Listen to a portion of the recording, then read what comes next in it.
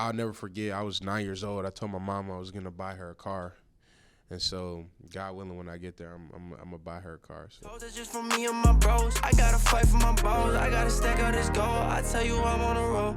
We about to get all this dough. We ain't no fuck niggas, no. I swear to God, we the ghosts. This ain't the story they told. Man, if you know, then you know. I never had to tell my dogs. Ruke, we really appreciate you coming out today. We'll just get right into it. What is one thing that you're curious about that others would not expect? The plane that went missing, the Malaysian airline thing. It might be aliens, could be the government, bro. Who knows? That's what's been on my mind. This question just gets a lot of conspiracies out of people, and I love it. I love this question. Why? What interests you about that? Just how can the whole plane disappear? And it disappeared like 10, 20 minutes into the flight. Like yeah, you're so right. Yeah, like I just definitely some conspiracy. And they didn't find no parts or none of that, bro. That's actually kind of. That's on Netflix? You said it's on Netflix. Yeah, they talk about it on Netflix. Definitely have to check that out. Check that out. Definitely, but like, obviously, you came from Nigeria. You moved to Michigan. What was it like growing up in Michigan? Because obviously, like we said before, we grew up in Saline, Michigan, right by Ann Arbor. We're 40 minutes from you. So, like, what was it like growing up in Michigan? Cold as hell. You're not wrong. You're not wrong. I hate it. It's just cold, bro. And anytime you get that sun, you got to run outside and cherish it for the 2 months we get, 3 months we get. And so I'm just cold blooded, man. I'm telling you. For sure. Do you think that helped you in like your sports career? Yeah, it definitely helped me because like a lot of guys, like I feel like I have an advantage because growing up in Michigan, I've been with the cold, and in South Carolina, the hot and humid heat. So like, God willing, when I get drafted to whatever team, if it's cold or hot, it won't really affect me because I got the drip for cold weather and I got the drip for hot weather, so I'm all good. That was one thing. So I played pro baseball, and I lived in Jupiter, Florida, for, like on and off for 2.5 years. My first year, it's rookie ball, so we would play games at noon in South Florida. So it's like 120 degrees, like real feel. Mm-hmm. Everybody would be pissed. Yeah. And I'm like, bro, I used to play baseball games with the snow on the ground, motherfuckers. This ain't that bad. Bro, I feel like I would way rather be sweating and hot than freezing cold, because like when it's freezing cold, you really don't want to do shit, especially in football. Exactly. You really don't want to hit anybody when it's cold. Hands be break, man. It's crazy. What was the biggest transition from going from Michigan to South Carolina? Truthfully, the heat. Like I knew about heat, but like humid, bro. Yeah. Oh my gosh, you walk outside, you're sticky. Yeah. I would take a shower and just run straight outside, and I'd be sweating in the next 30 seconds. So like I learned to like plan my days and take a shower and chill for a little bit, let my body temperature drop, and then go outside. For sure. And so I don't know if you know the stat, but I found it. You were the first Michigan signee since 1975 when you went to Clemson. Yeah. Why did you pick Clemson? Honestly, I just wanted a new start, man. Sometimes a man needs a new start, and so I just wanted to get far away from home, and I felt like it was the best time because Christian and Dex and Cleveland and Austin, the Power Rangers, all those guys were leaving. Three out of 4 of them were first round picks, and so I felt like it was my time to just get a new jump and get developed by the best. And that Coach B took a shot on me, and he wasn't wrong. And you had 1 year with Trevor Lawrence right there. Yep. Yeah. National championship. Played 1 year with him. Yep. How was it like playing with him? No, actually, I played 2 years with him. 2 years? Yeah, 2 years. I played Okay. 2 years with him. It was good, man, just knowing, like, get on the bench, they going to score in the next 5 minutes. You right back up. Like, I had no doubt. Every time they went out there, him, Travis, they had T on that team, Justin Ross, Joseph Ngata. That's a loaded team. Just from top to bottom, the whole team was loaded on the offensive line and, all 3 levels. And so I had no doubt we were going to score every time we went out there. And so I was happy about that. Bro, I love that. You definitely playing with some confidence. But, kind of talk to us about why you decided to take your 5th year and go back to school. Yeah, there's a lot of reasons. But I'll say one of the biggest ones is I wanted to win a natty, man, because I smelled it when I came in my freshman year. They were coming off a natty. Yeah. The vibes were immaculate, bro. And I just seen the work that they put in to get there, and just getting all the knowledge from the guys that left. I want to finally get to the top and, hoist that trophy up. And another reason, we got a new D-line coach, Nick Eason. He coached for 10 years in the NFL and played for 10 years. I don't know, but he was in the NFL for a long time. And so I just seen the jump that I made going from my junior year to my senior year, and how tremendous of a gap that was, developing as a player. And so him coming back with us, was just a great just another great advertisement for me to just come back and get developed by the best. Absolutely. And going into your fifth year, like, what's your role kind of going in as you are going to be one of the older guys? Like, is it like a super leadership role? Are you just going in there like all business? Like, what's the kind of vibe going into senior year? I'm like a friendly guy, man. I'm just like one of the cool vets. You know, it's Yeah. weird saying I'm a vet now. It sounds so nasty coming out my mouth. Yeah, it happens But fast. yeah, and you know, just we got guys on the team that's born in 2005, bro. That's it crazy. makes me Crazy want to to think puke, about. man. When I hear that, Crazy to think I'm about. sorry, I got off topic. No, but that's yeah, crazy that's to so think insane about. to think No. about. And so, Yeah. you know, I'm just a cool, savvy vet, man. Yeah. Come to me if you need something. I'm down to earth. Like, I'm not one of those guys that like, oh, he's a freshman, I'm not gonna hang out with him. You know, he's on my team, man. So I'm gonna kick it with you on and off the field. That's so. that good Midwest love right there. Yeah, I'm that's telling Midwest, you, man, bro. I'm telling you. So you know, Saturday, you guys got a big win at home. What are you doing after a big win? At home? Crushing. Like, Eat. what does that involve? Like, you guys house partying? You guys going to the bars? Like, what is Crushing. I didn't even know that term. Crush. Yeah, I just go get pizza. that? Really? Yeah, It's like go eat some food. It's a place called Tadaro's. Oh my gosh, bro! I just get some pizza, get a large box, crush, and then that. you know get some sleep, I back to love work. that. Yeah. Back to work. I love that. You watch film on your own? Yeah, all the time.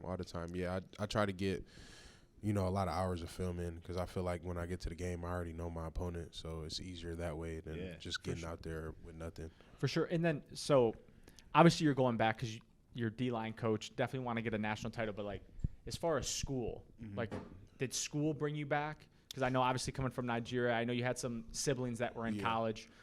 Like, how important is just school to you? Yeah, definitely. I mean, I'm youngest of 7, and, all my siblings graduated already, and I graduated in 3 years. And so I just, it was important to me to get my master's because I think a couple of them have their masters and doctorates and stuff like that. Yeah. So I'm a competitor, bro. Like, you know what I'm saying? I gotta go to them Thanksgiving tables. Like, yo, I got 2 degrees. You know what I'm saying? That's why you need the ring. Exactly. Like, hey, I got 2 degrees. I got a ring. You know what I'm saying? So, I get my master's either this August or December. And so, really, I mean, I really don't do much. I just go to class. School and ball. School and ball. So what would be the dream if you just cut away football?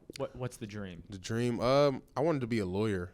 Really? Yeah. I think I read your MLive article out of high school. Yeah. You said you wanted to own your own law firm. I want to own my own law firm. I don't know why, but now that's out the window. So it would take some time. It would take so much time. Yeah. But honestly, man, my dream is just to travel the world. Like, I want to go to every continent, every country. Have you traveled much yet? Like, not just America, but like outside of America? Yeah, I haven't been outside of America other than going back to Nigeria to visit my family. Okay. But like, I want to actually like just take like after I'm done playing football, take like 2 years off and just go everywhere and see everything. How was it going back to Nigeria? Like, it was. I was a lot younger. I was 10 or 12, but I remember a lot. Yeah. It was just. Bro, it's crazy out there, man. You want to talk about heat? That's a real heat down there, bro. So that's a real heat. Yeah, I'm telling you. Yeah.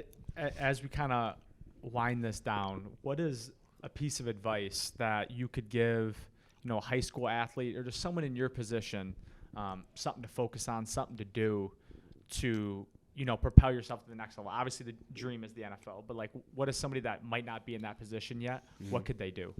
I'd say my biggest thing, man, you got to have balance, man. If you're so infatuated with football, you're not going to do well in school. And if you don't do well in school, they're not going to put you on the team. You know what I'm saying? Yeah. And you got to have balance spiritually, relationship-wise with your friends. Some people, they just get so infatuated with one thing and, like, you just look up, like, where did my life go? You know what I'm saying? Yeah. So I feel like the best advice I would give is to have balance. Focus on school. Yeah. School just as much as you focus on football, and focus on your relationships just as much as you focus on school and football. So that'd be the one piece of advice I'd give. That's a great message. That is a great message. Keep going on that? No, yeah, I'm going to keep going on that. At one point, did you struggle with that? Yeah, at one point, I used to play basketball. And so I don't want to brag, but I'm the best hooper you'll ever know. And so I used to play. You coming down the lane would be scary. I'm a point guard though. I don't care. You coming down the lane, I'd be like, fuck. I read that as well, that you switched to football your junior year in high school. My junior year, yeah. So I would that's even more impressive. That's all I did was I'll never forget it. My coach, Bill Foster, rest his soul. Yeah. My freshman year, all I did was focus on basketball because I played varsity my freshman year, and so my grades kind of slipped a little bit. Nobody knows this, but you guys get the inside scoop. Love that. So my grades kind of skipped. We did trimesters, so I didn't have the grades that I know I could get. And I'll never forget, it was me and him in the gym. He made me jump over chairs for 3 hours. And it sounds so dumb, but like I was jumping over chairs for 3 hours. And so and I sat there. I'm like, why did he just make me do this? You know what I'm saying? Yeah. And so when he told me about balance, man, you got to have balance in order to be successful. And so that was my wake-up call. Like, yo, if my grades aren't good, he's not going to play me no more. For sure. And so as soon as I got done jumping the chairs, man, I hit the books, like, man. I started doing homework, and, you know, I made the, what's it, Magna, whatever the highest is, I made that. Yeah, all like throughout, all throughout my high school, and it carried on through college. You know, I made the dean's list a tremendous amount of times. Got my degree in 3 years, and so that's pretty much. There's something crazy about that, being able to balance, like how you're talking to balance. I think of it as like escapisms, right? So you go all into football. Then when you leave football, you're all into school. Then, you know, when you're hanging out with your friends, you're all in with your friends, and being able to balance that. Because then when you get back to football, you're able to lock in, where I think people that are all about football, which is good. Yeah. But like, you can burn out. Yeah, you definitely can. It's easy to get burned out. That's why I said it's good to have balance, man. Because if you just you definitely put your all into it, but you have to be in the now. So if I'm at practice, focus on practice in the now. I'm not thinking of nothing else. Absolutely. After practice, when I go watch film, I'm focused on watching film. I'm not thinking of nothing else. Yeah. And then my time to myself is sacred to me. So don't talk to me about football. Don't talk to me about school. I want to spend some time with my brothers, and you know, just spend some time with the dogs and stuff like that. And I feel like that's balance, bro. That's all you gotta have. Man, I gotta ask one more question, because I was reading your MLive article, and they had some like fun fact questions. What did you take from working at McDonald's into the rest of your life? Honestly, nothing against working at McDonald's, but that's just not what I wanted to do, bro. I mean, it was a nice summer job to have. You know, I also did landscaping with my brothers and stuff like that. And so I just was like, this is not what I want to do. I couldn't see myself doing this. And so I was like, in order to not do this, I have to excel in school and excel in sports. And, you know, God's blessed me with all the intangibles, and here I am. That's a great outlook. See what you didn't want to do to make it happen. Exactly. Sure. I'm gonna think a lot of people should do that. I'm gonna switch it up a little bit, because I'm curious. What kind of music are you messing with? Because, you know, we were talking before, and you said that the Her Loss album didn't hit for you. It didn't hit for me. So I'm curious. That's crazy. I'm curious on what music are you banging right now? Like, what's on the playlist? Like, what's the go-to right now? I'm big on Huncho right now. Oh, okay. Huncho, he's a good one. And then Asake, he's a Nigerian artist. I haven't heard of him. Well, yeah, you gotta get in tune to that. We'll have to check him out. And Nuda, it's a cat named Nuda 05 or Nuda 04. Some left field. I like this, because now we got some new music to check out. You got Huncho's a really good one though. I really do like him. I like it a lot. Who's the team favorite though? Gotta have a team favorite. It's Young Boy. Yeah, he's everywhere. 4:30 in the morning, I'm hearing Young Boy on the loudspeakers. Some Nevada. Yeah, bro, that's all they play is Young Boy. Oh, actually, it might be Yeet, honestly. Oh, Yeet. Yeah, I forgot about Yeet. Yeah. He just came to New York. One of our guys over here shot him, and it was wild. Yeah, his concerts are crazy. I wanted to go to one, but that's too much for me. I was gonna say, you go to any concerts, go to any shows? I went to one concert in high school with my brothers, but that was the last one I've been to. Not interested in really going to one. You're like, I'm focused on ball and school right now. Yeah. I mean, if I do go, I have to be in the seats, like the little mosh pit. Yeah. I couldn't do it. No, the mosh pit's too tough. Yeah, it's not. That's crazy. Yeah, I couldn't. That's crazy. Put you in a suite. Yeah, I just be in the seat somewhere, you know, just vibing. So obviously the goal, playing the NFL. Obviously you have next year's draft, whatever, in April. When you get that payday, do you feel any responsibility to like take care of your family? Like, what are you going to do with that money? Oh, that was a great question. Honestly, the first thing I'm gonna do is get some crush. Honestly, I'm gonna get some food and just think about what I'm gonna do. But I'll never forget. I was 9 years old. I told my mom I was gonna buy her a car, and so God willing, when I get there, I'm gonna buy her a car. So I love that. I love that. I appreciate it, Ruke, for coming on. We really appreciate you coming on. It was a great conversation. Hopefully, you come back out and we'll get another one. Good luck this year, bro. Go win it. Appreciate y'all. Get one this year. Yes, sir. I'm gonna go get it. All right, appreciate you. For my grandma, hope she know that this for you and you and him. For my brothers, for my family, for my mama, for my fight for my bros. I gotta stack out this gold. I tell you I'm on the road. About to get all this dough. Me and no fuck niggas know. I swear to God we the ghosts. This ain't the story they told. Man, if you know, then you know. I never